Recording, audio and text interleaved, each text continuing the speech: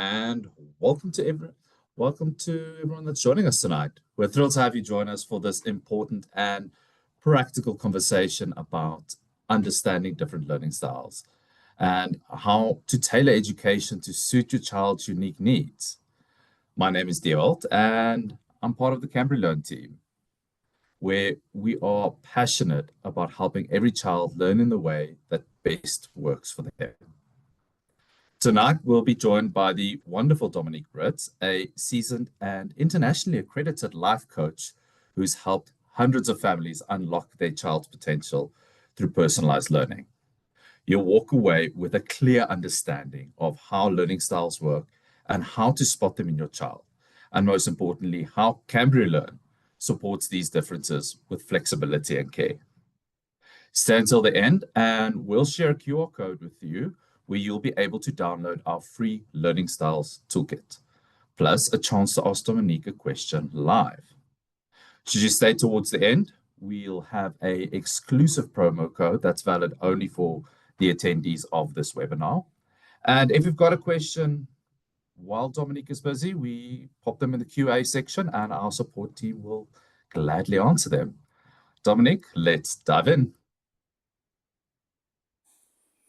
Thank you so much, dear Volt. And thank you to everybody who is here tonight. But a big heartfelt thank you to CambriLearn for making this happen.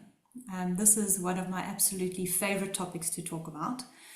And so I'm absolutely honored to be here.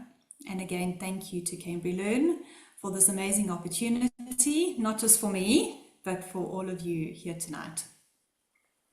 So understanding your child's learning style is an absolutely powerful tool. And this is what we're going to be talking about, is these powerful tools that will help you support your children to make learning more enjoyable, to make it easy and to make it fun. So someone who has taught in a classroom for almost 20 years, and yes, including the COVID times of classroom teaching, and now a homeschooling mom, understanding how my own children learn is completely life-changing. And so I'm really, really excited to share what I know, what I've experienced, and really for you to take whatever you want from this webinar and implement it into your own home. So I'm sure some of you have seen this type of picture before, something similar. And this picture is that space of fairness and understanding what fair means. So if we ask the monkey and the elephant and the penguin to all climb the same tree, we're going to know who's going to struggle and who isn't going to struggle. And so when we think about fairness doesn't mean equal. Fairness means giving everybody what they need, the right tools to be able to succeed. So the monkey would be able to climb the tree, no problem, but the penguin may need a different tool, and so will the elephant. And so it's understanding what those tools are to be able to be successful. And unfortunately, what happens in classrooms, homes, and workplaces, it becomes the space of fair is equal. And understanding your learning style allows you to level up, allows you to take advantage of your child's superpower. And we'll dive more into that. So their learning style is a superpower, not a weakness. So before we dive into the 4 main learning styles, learning is an ecosystem. It doesn't just mean the 4 learning styles and then that's cool and we can carry on life. Unfortunately, there are layers, but with each layer, there's a deeper understanding of why knowing your child's learning style is so impactful. So learning has got these 4 main parts, which is memory, understanding, focus, and emotion. So memory is that recall, the recall of remembering telephone numbers, remembering dates, remembering definitions. That is actually a very small part of the brain, our memory side of the brain. Then we've got understanding, which is actually a much bigger part of our brain, which is actually why we have a brain, because we have the understanding, the creativity. This is what our brain is designed to do. And so this is where we're recalling information, where we explain it, where we really deeply understand what we are learning. Then we've got focus. Focus is staying present and being engaged. And then emotion is how you feel about what you're learning. So I'm going to tap a little bit into focus and emotion before we go into learning styles, because it all interconnects. And so often focus and emotion is overlooked and misunderstood when it comes to learning. So, have you ever experienced, which I'm sure all of you have, your child resisting homework or studying? Hands up. Yes, all the time. But if you had to give your child something that is more playful, something more enjoyable, something that they love, all of a sudden their focus and their mood changes. Why? Because they are learning something, firstly, they're engaged in, and secondly, they're probably learning something that is so suited to their learning style that it's easy.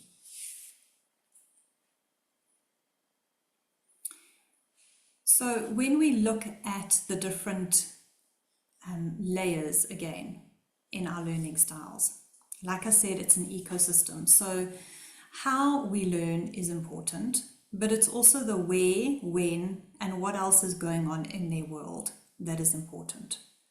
So looking at their environment, the subject type, the content, looking at the time of day. Are they learning in the morning, in the evening, in the afternoon? Looking at their emotions and their hormones and their personal journey. What is going on for them? And so all of this impacts their ability to focus. And when their focus starts to slip, then their emotions follow.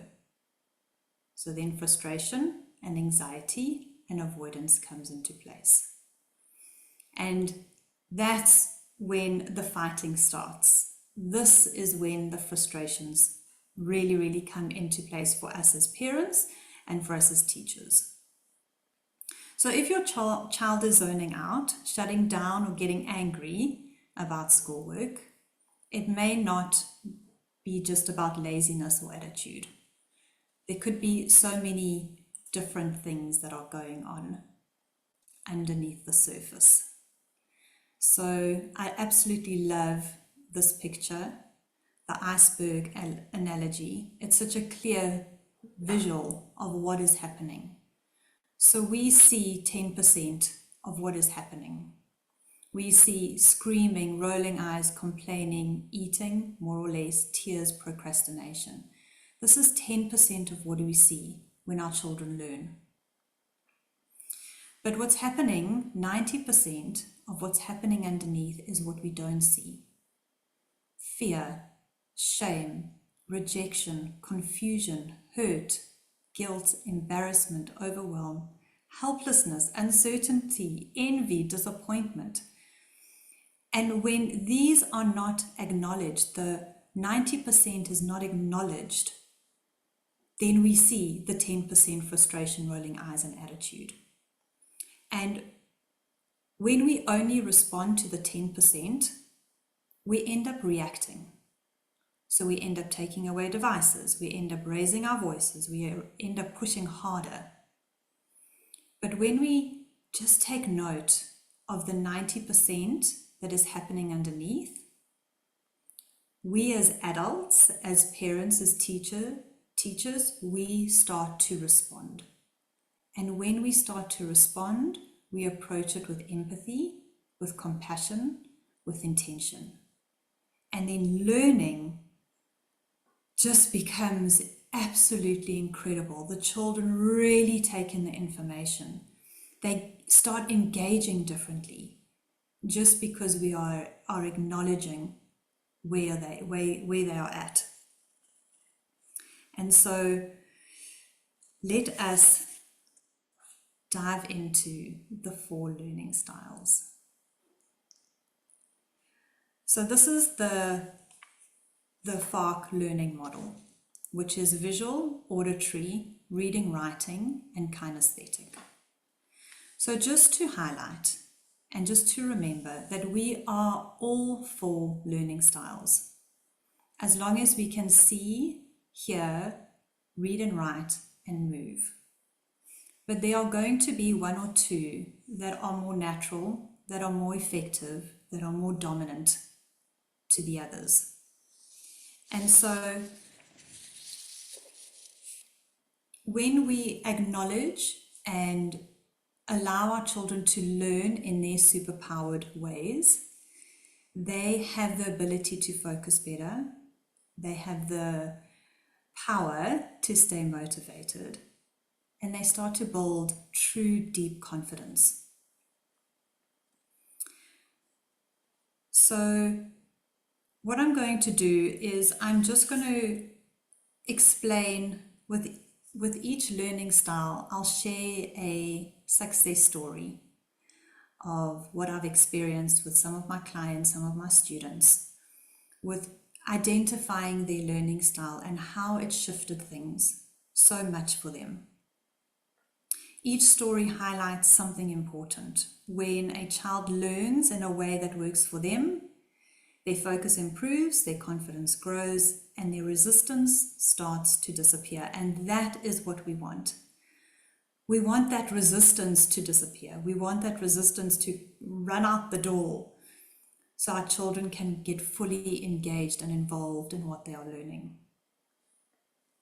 So let's dive in. So I'm just going to share these stories. Our clients, I have received permission from parents to share these stories. I have changed their names just so you are aware of that. So Tsapiso was a high achiever, but he was starting to resist studying, especially as the workload got heavier in grade 10. He would read his notes over and over, but nothing really stuck.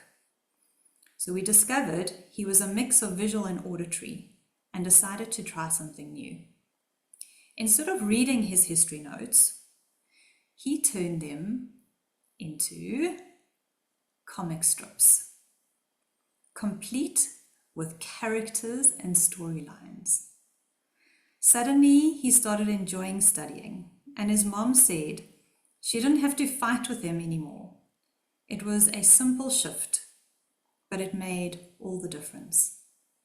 So even in class, instead of writing, copying from the board, he would create comic strips, and he loved it, and it was incredible what he created.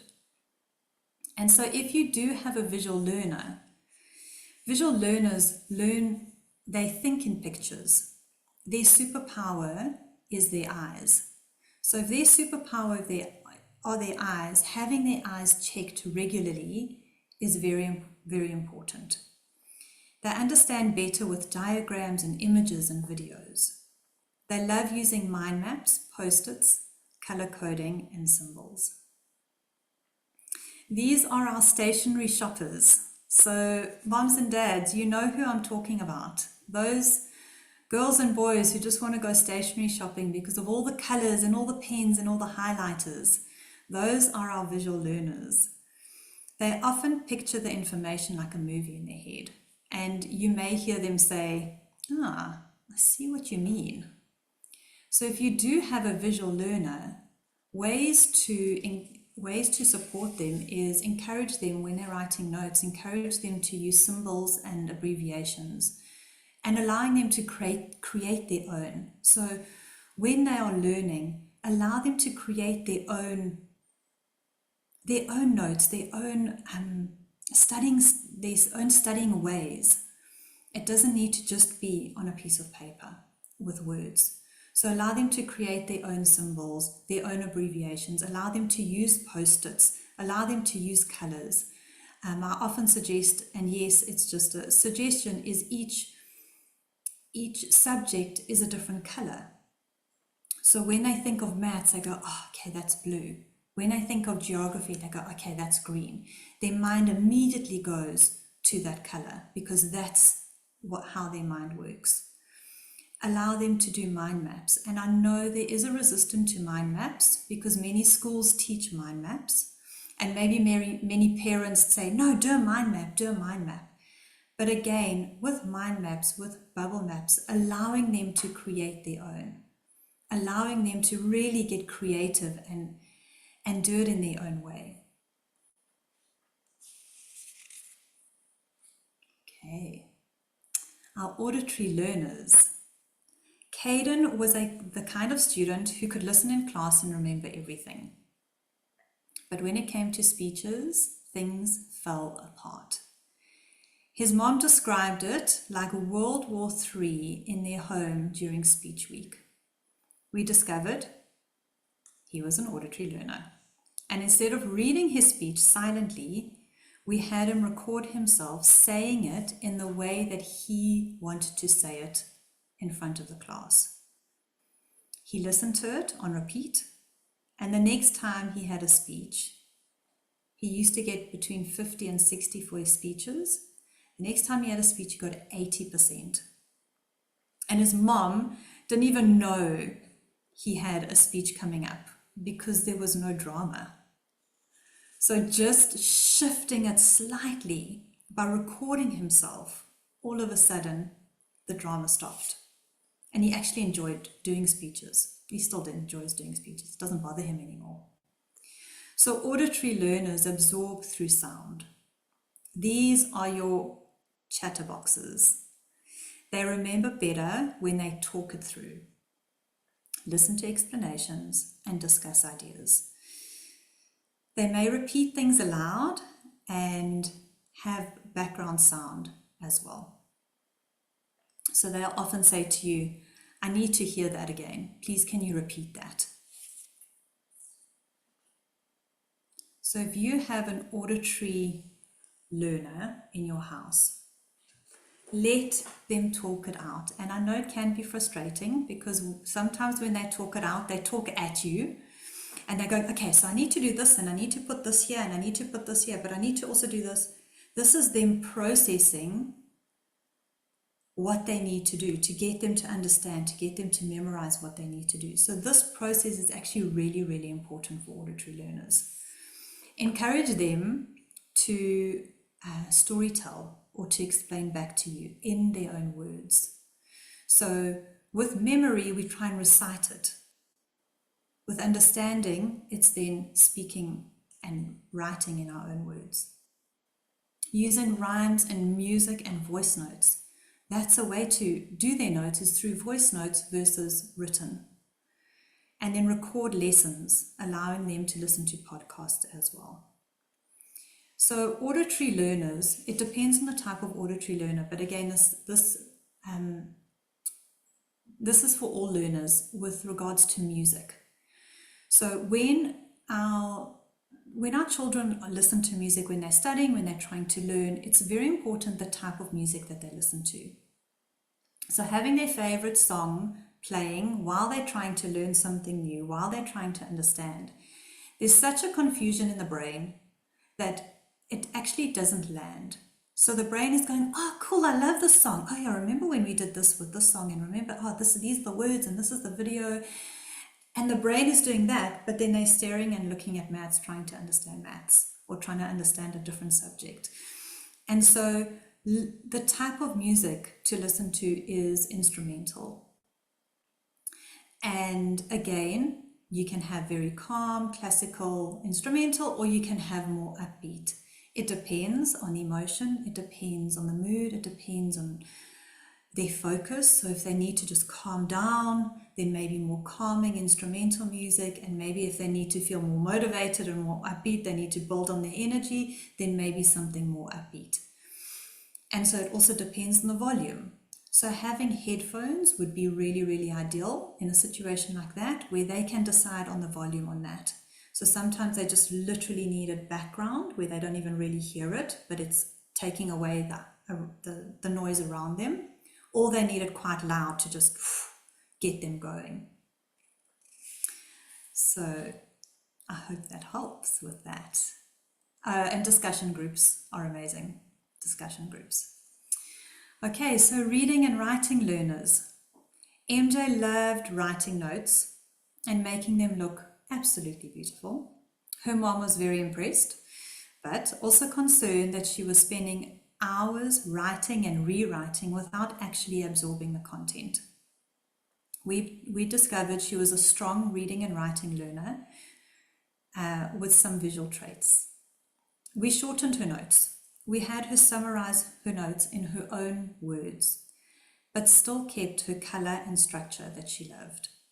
Suddenly, she had more time, less stress, and she was walking into the exam feeling a lot more confident.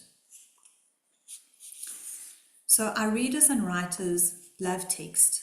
These are our bookworms. They understand best when they read instructions and write things down. They love writing notes and journaling and reading and rewriting. And if you have a reading and writing child, you know the note taking is endless. So if you do have one of these learners in your household, then let them write their own notes. Encourage it. But with that, teaching them how to shorten the notes, not to just copy from the textbook. Providing handouts and summaries, and use lists and encourage them to write whatever they're learning. And then obviously read time. Allow them to read. It's very important for them. So our kinesthetic and tactile learners, if you're looking at that picture right now and you have one in your household, if you had it in your classroom, you know exactly who I'm talking about and what I'm talking about. So these are our movers and our shakers. So Joshua, a grade 9 student, couldn't sit still. His parents were exhausted from trying to get him to focus. We leaned into how he naturally learns, and we needed to get very creative. We swapped his chair for a Pilates ball to sit on. We introduced fidget toys, and we even started to use Lego to explain concepts. He began to understand things so much better, and the daily battles over homework started to fade. His marks improved, and most importantly, he felt good about his learning. So the difference between a kinesthetic and a tactile learner: kinesthetic is your gross motor movers, big body, full body involvement. Your tactile learners are more your fine motor, so your hands, your feet. So these are the smaller movers. So they remember by physically engaging in the material, building, acting out, and connecting learning to real life experiences. They often struggle to sit still. These are our bouncers, right? But they use their body as a memory and understanding tool. So these, like I said, these are our movers and our shakers. These are our fidget toy lovers. And I will explain now the type of fidget toys to get. It's just like music, it's getting the right ones. So if you do have a kinesthetic tactile learner in your house, in your classroom, then use props and tools. Teach them, allow them to learn through movement. So when they are learning something, allow them to walk around or to bounce on a ball. That's very important. Let them act out scenes and build models. And then connect concepts with real life activities. So fidget toys, don't get those loud ones that are hugely distracting, because that doesn't help either. Get the ones that are quiet, the ones that are literally that you have in your hand, that you can just actually touch, but the hands are moving. So fidget toys, how you use a fidget toy is important. And then you can see acting out, plants growing, what is growing, what is that stem called, what is this leaf called, and really getting them involved. So to end, I'd just like you to take a moment, if you have a pen and paper or if you have notes, something to write down, is just, if there's anything that has stood out for you, whether you want to put it into the chat or whether you want to write it down, what is the one thing, one learning style that has really stood out for you? What is something that you like, that is me? Like, oh, that's amazing. Like, how did you know that was my child? Because we are a blend of all of them. We're a beautiful blend of all of them. But the real power is when we become aware of it, when we become aware of how we learn. And so drop the questions in, drop the comments in, share what your insights are, because I'm sure there's many people who actually would benefit from just one of your questions or just one of your comments. And that's it. I just want to say thank you for showing up tonight. Your openness, your willingness really makes a difference. And as soon as you start to implement and start to shift things slightly within your household, within your classroom, you'll notice that learning becomes enjoyable and fun. So thank you for your time, and I look forward to some questions.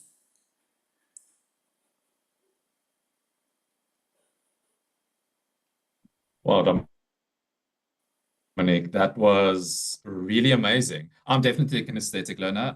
That actually put it into perspective to me why I used to love history in high school. My history teacher made me act out all the important scenes of history in front of the class. I always thought it was because she was too lazy to teach, but it turns out that was her way of helping me. And still to today, it is my favorite subject. There we So, go. wow, that was really amazing. And we'd love to hear from you guys. So feel free to drop a question in the Q&A box now, and Dominic will answer.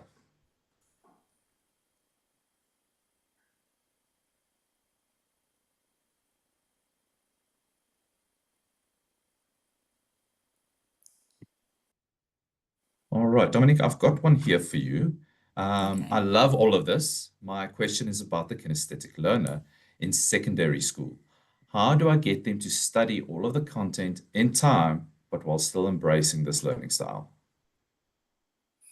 Beautiful. So again, there is a balance between our learning styles, right? So as a kinesthetic learner, Deerwold, you have just like explained it, and I'm sure she'll be like, okay, now that we can act it out. It's not just about writing notes. And I think because, go back 30 years when we were all at school, that's how we learned. We had to write notes. That's the only way that we were taught how to do it. And, that is it. Whereas now we think differently. We do things differently, and it's really about getting creative. So what I want to say to this parent is this: let your child show you how they learn. Almost give them, and I say almost because there's that space where you need to give them the boundaries, almost give them free range to say, do you know what, for this subject, I don't want you to follow any rules or regulations on how I've taught you or how it's done. I want you to show me how you want to learn this. And get them to show you how it's done. Because that is one of the things that we sometimes stop our children from doing. And the creative side of the brain, the learning side, the understanding side of the brain is bursting to come out. And as soon as you allow them to tap into that side of the brain, they will thrive in the environment. So as a kinesthetic learner, it is big body movements, and it's acting out, and it's using your hands. Okay, so tell me about the volcano. okay, well, the volcano does this and this and this. No, no, no, no. Show me. Show me what happens in the volcano. Show me, like be dramatic about it. Sing a song about it. Who cares? Just show me. And it's amazing. They're going to get so involved in that. And all of a sudden, they will never forget that. And Devolt, like you saying, history is your favorite subject because you were able to act it out, because you were able to understand, because you were able to get involved. And that's the thing. Getting through the content, the thing with studying is studying what in our minds we think we need to do everything in the studying space for the exams. The thing is that learning, 80% of the learning should come in the classroom. It should come during homework time. It should come during asking questions in the classroom, coming home and doing a little bit of work. That's when most of the work should be done. When it's studying time and exams, they're really actually just recapping. They're going over the work. What didn't I understand? Let me revise that. Let me go over that. But what happens is that when we study, our children are starting from the beginning, and they shouldn't be doing that. So this is where the gap comes in.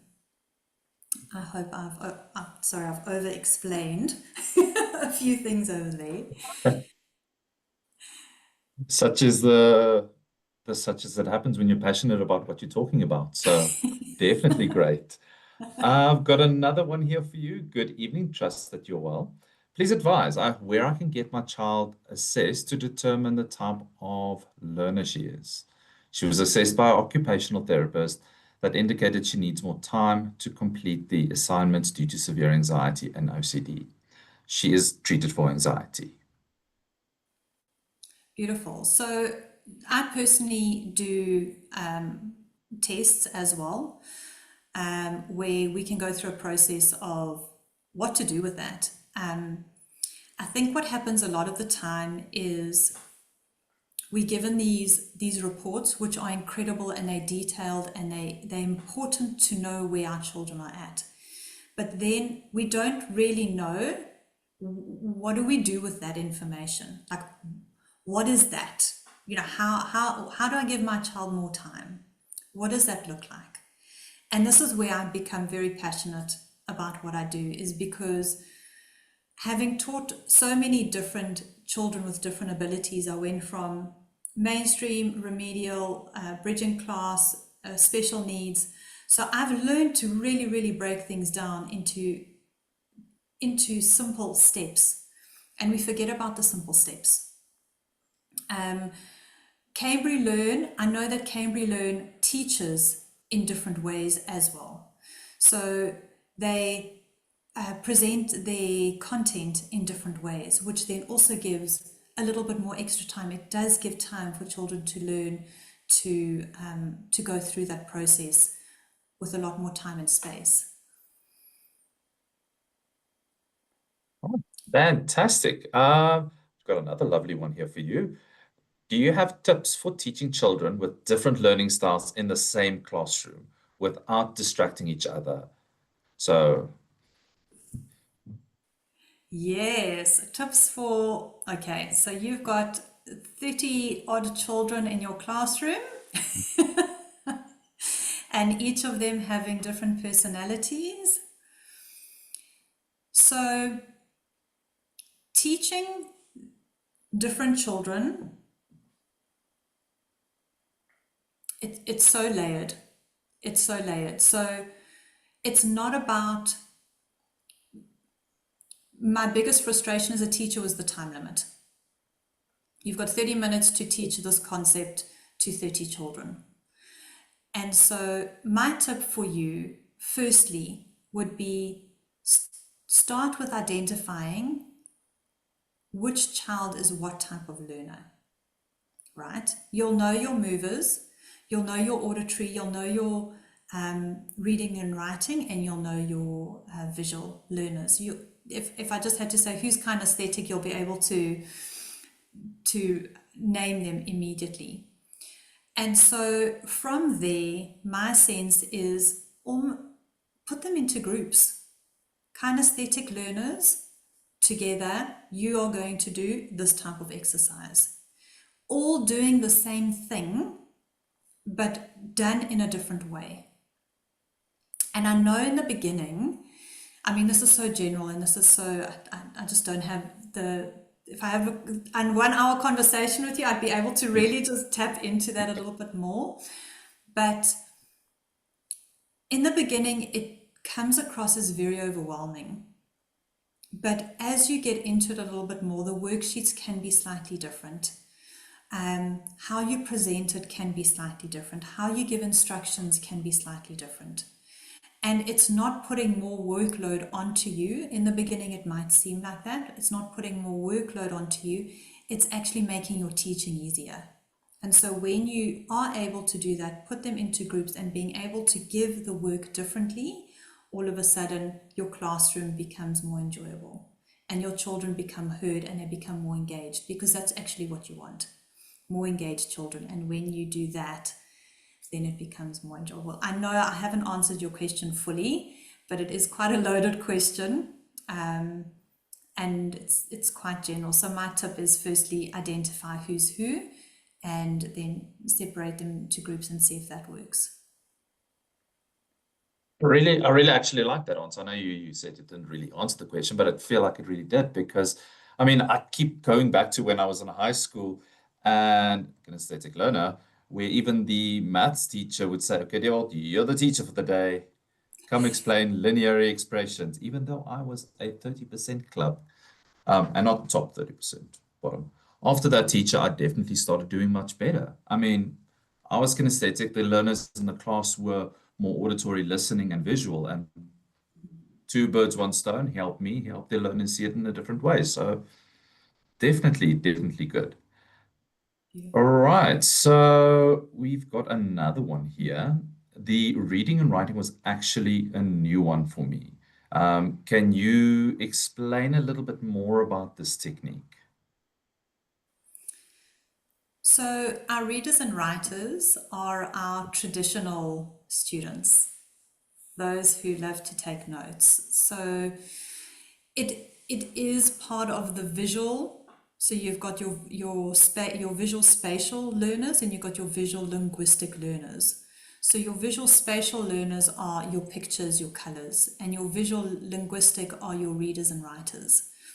Those are the ones. Linguistic is more about words, remembering what they look like, remembering what they saw, but in a words form versus pictures.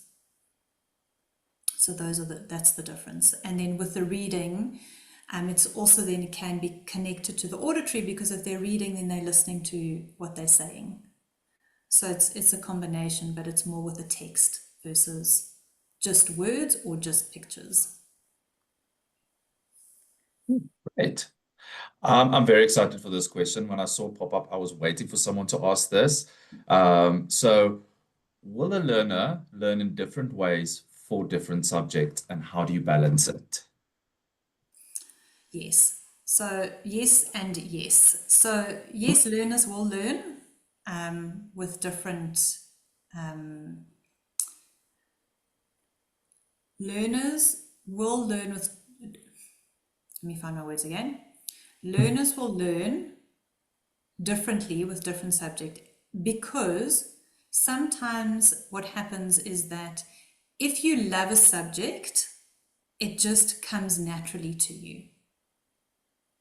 And so the learning, like you don't necessarily need to learn it. So your learning style won't be highlighted, because it just kind of comes naturally.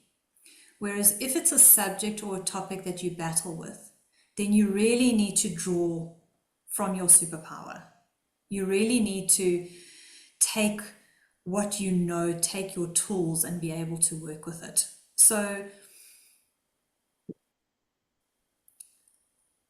with for me, for example, I'm a visual tactile learner. Auditory for me is right at the bottom. So when someone's talking, I need to, as you can see, I'm using my hands. When somebody's talking, I need to write down notes to be able to visually see what they are saying to me, right? But there are going to be times where if it's an interesting person, I can actually just listen to them. So it does depend.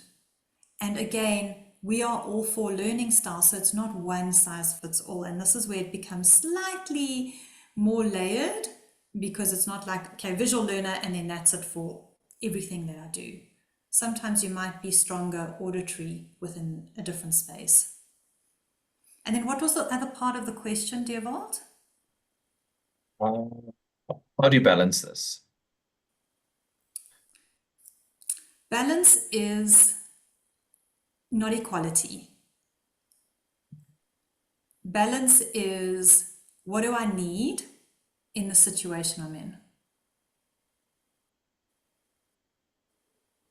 So, Yeah, I mean, no, please continue. I mean, I'm looking at it like as well. This is, it's making sense why my high school was the way it was, because this is why mathematics was a difficult subject for me, because kinesthetically it's difficult to do it. And you have to rely on different learning styles. And those weren't my strong learning styles versus the subjects that I was very strong in. So that would be history and biology. I used to act out how the little blood cell would go through the body to understand how the body works. yes, Those were my favorite subjects, and I did very well because that's just how it's at. I had to rely on different study methods and different learning styles yes, for the subjects that I couldn't. yes, yes. And maths is one of those that you have to write, you have to do, you have to practice, practice, practice, right? And so you have to like draw from your Mhm. writing, reading, learning style that may not be your favorite and your best, and you have to like incorporate it in a way that works for you. So you don't have to just do it on paper. You can then do it on a whiteboard, you can do it on the window, you can do it with different colors, you can do it with chalk, you can, and so that's when you incorporate your type of learning style within what needs to happen. All right, we've got one last question here. What signs should we look for to determine if a learner may have special education needs, and how to determine their learning style then? Special education needs is one of those, which is a sensitive subject. And I've, let me share a story with you quickly. Is I taught in a school where I was the bridging class teacher, so it was the gap between mainstream and remedial. So they weren't quite mainstream, but they weren't quite remedial. So I did that for 5 years. And what is interesting was that 80% of my class were not didn't have an academic problem. They had an emotional block. And I don't call it emotional problem because it wasn't. It was an emotional block. They were emotionally clouded academically. And so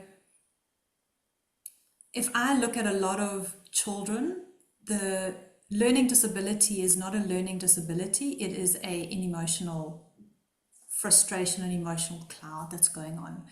And so it's really about unpacking what that is. So if there is a huge learning problem that you're finding, then it's really getting the support that you need to be able to unpack that. So what you as a mom, as a dad are drawn to, and it's about trusting your mama gut.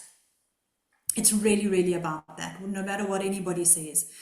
You as a parent know your child better than anybody else. And if you're drawn to a psychologist, go to a psychologist. If you are drawn to a educational whatever, go to them. If you are drawn to online learning, do that. Whatever you are drawn to, trust that and go with that.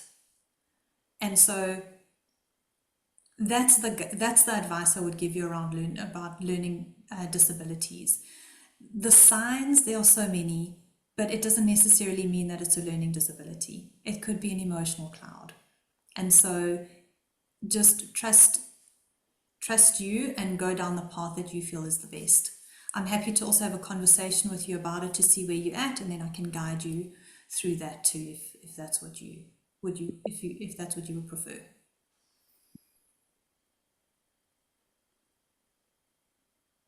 And they can definitely book a consult with you as well. Yes, yes, they can. All right, fantastic. We'll have all the socials and everything on the QR code as well. So thank you very much for joining us tonight. It was a lovely evening, and I know I learned a lot as well. You can scan the QR code and download your free learning style toolkit and book a consultation with either one of the CambriLearn educational consultants to have a chat about how we can help you, get the right education for your learning style, and also book a session with Dominique. And of course, follow us on social media for more expert tips and webinars and success stories. And please remember, no two children are the same. Oh, and before we forget, the special reward. We've got a little thank you for supporting us. You can get a 5% discount for using the referral code Learning Styles Webinar 2025. It is valid for the next week, and T's and C's apply. So no two children are the same, and that's the magic. With the right support, every learner is unstoppable. Have a great evening.